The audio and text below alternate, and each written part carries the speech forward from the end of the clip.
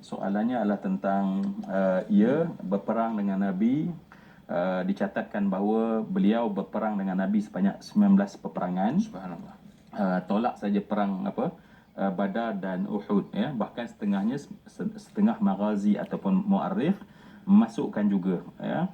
Tetapi yang masyhurnya adalah semua peperangan, sebut saja apa perangan Nabi, memang dia ada. Tolak saja perang Badar dan perang Uhud, ya. Kerana umurnya pada ketika itu pada Badar belum mencukupi, dan kemudian wasiat ayahnya, yang nanti mungkin kalau ada soalan-soalan yang berkenaan pun kita akan sentuh dalam pada ketika soalan itu, insya-Allah, ya. Kemudian yang kedua, ini satu kisah yang saya suka untuk kita highlightkan juga, ya. Terutama kita di akhir zaman ni, ialah orang-orang material, maksudnya orang-orang benda, ya, kebendaan. Bukan kita kata dia ni orang material, sebab materialis ni satu benda, satu tohmahan sebenarnya, ataupun satu pattern manusia. Tetapi kita sedar tak sedar kita juga menjadi orang material. Bila kita ada masalah keuangan, kita rasa penyelesaiannya adalah kewangan, which is benar. Tetapi ada lagi yang di atas itu, ya. Yang di atas itu namanya keberkatan. Ya, satu benda yang namanya keberkatan. Dan insya-Allah daripada soalan daripada Aiman ini akan mengajar kita satu benda yang namanya berkat. Dan kita orang beriman ni kena percaya dengan soal keberkatan. Dan bila kita faham, tadi Dai Hakim pun sebut di permulaan tadi, ya, maknanya soal berkat dia, soal berkat. Saya ingat tadi apa yang disebutkan sebentar tadi. Maknanya berkat ini adalah satu benda yang boleh solve problem kita. Kita selalu rasa tak ada masa, tetapi kita fikir berkat tak masa aku. So kalau kita fikir berkatkah masa aku, maka kita akan buat sesuatu benda yang boleh menarik keberkatan masa. Dan akhirnya 24 jam yang sama berbeza dengan orang yang berkat dan tak berkat. Allah Maha Adil. Allah tak bagi gaji seorang, setiap orang 20,000, 20,000, 20,000. Tentu ada di kalangan kita yang tak sampai pun 20,000, tak sampai 10,000, bahkan mungkin ada 800 sebulan. Tetapi di mana keadilan Allah? Ya, wahai Allah, kalau kau adil, bagilah kami semua gaji semua 20,000 sebulan. Kan? Tetapi tak berlaku begitu. Orang material anggap bahawa nak adil mesti 20,000, 20,000, 20,000. Tetapi ada orang 800, tetapi cukup sebab berkat. Ada orang 50,000 tetapi tak cukup sebab tak berkat. Dan alangkah baik kalau 50,000 berkat. Itu diajar oleh Nabi, ya. Bukan kita pilih mesti sikit. Tak. Baik, saya nak masuk pada persoalan yang dikemuka. Nanti marah Aiman pada kita, kan. Tanya lain, tiba cerita syarah bab berkat. Tak, tetapi dia punya intipati kisah tu ialah soal berkat. Kisahnya adalah, kita tahu perang Khandaq adalah perang yang dipilih saat ataupun momennya oleh orang-orang kafir ketika mereka tahu cuaca keadaan Madinah sangat susah pada masa tu. Ya, anggurnya kalau ada, tamarnya, zaitnya, airnya, ya, sangat terhad. Dan mereka memilih waktu, sebab orang berperang ikut strategi, dan orang Quraisy adalah pakar strategi. Dan mereka menyerang Madinah dalam keadaan para sahabat dalam keadaan susah sangat, ya. Pada ketika itulah kita dapati kisah ni datang, ya, tampil ketika Nabi mengarahkan para sahabat untuk menggali parit yang panjang dan besar. Dan kalau kita baca pun seorang-seorang mungkin kita lelehkan air mata. Nabi sendiri yang terjun, Nabi sendiri yang menyatakan bahawa, ya, Nabi memberi motivasi dengan lantunan, menyatakan bahawa, ya, Allahumma la aisha ila aishul akhirah, ya, faghfir lil ansari wal muhajirah. Ya Allah, ampunkanlah, sebab Nabi tengok bagaimana susahnya orang muhajirin dan ansar. Maka Allah kata faghfir lil ansari wal muhajirah.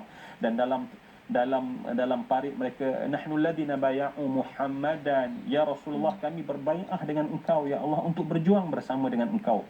Drama tu masya-Allah sangat tangkap hati kita, deep lah kita kata, ya.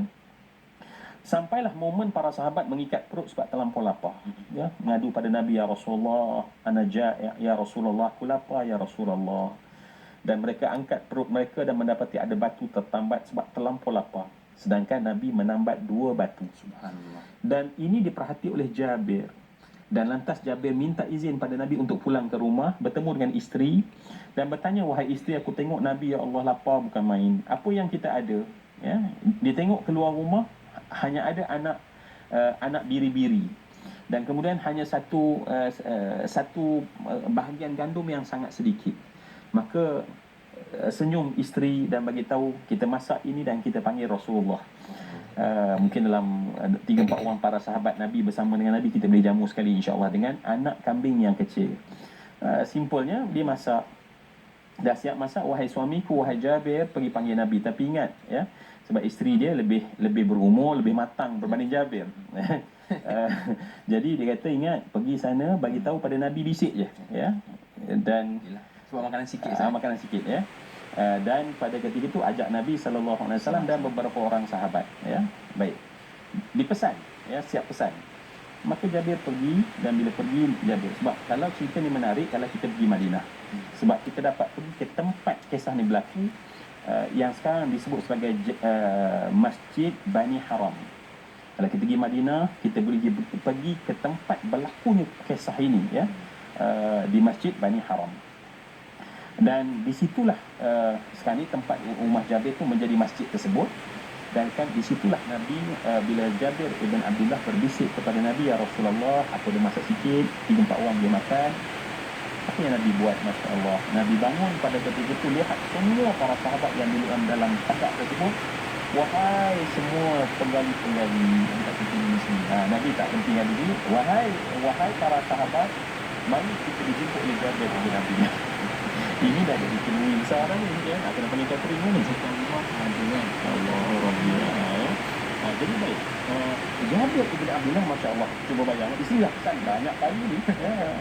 Isteri dah pesan dah. Dan ketika Jabir datang dan isteri Jabir melihat di balik tabir, mendapati bahawa seramai 1,000 orang. 1,000 orang. Ini dalam Sahih Bukhari. 1,000 orang datang, bahawa Masya Allah pada masa itu isteri dia, bila Jabir masuk, isteri marah dia. Kamu ni cakap macam mana? Salah lah kita bahasa kita kan, cakap macam mana bang kan? Saya dah pesan dah seorang, 3-4 orang saja. Aku dah cakap, tetapi Nabi mengajak mereka semua. Nabi masuk terlebih dahulu. Ni diceritanya apa? Soal berkat ya, supaya kita percaya bagi golongan material ada benda yang kita kena tanam dalam diri kita, bukan hanya sekadar benda, tetapi ada benda soal berkat. Dan Nabi SAW masuk ke dapur, dan kemudian Nabi bagi tahu jangan angkat dan segala macam. Dan kemudian Nabi mendoakan makanan tersebut. Semua yang saya kasih sekalian, Aiman yang bertanya tadi, dan semua rakan-rakan saya, makanan yang hanya cukup, yang tadi disediakan untuk 5 orang, boleh mengenyangkan 1,000 orang. 1,000 orang.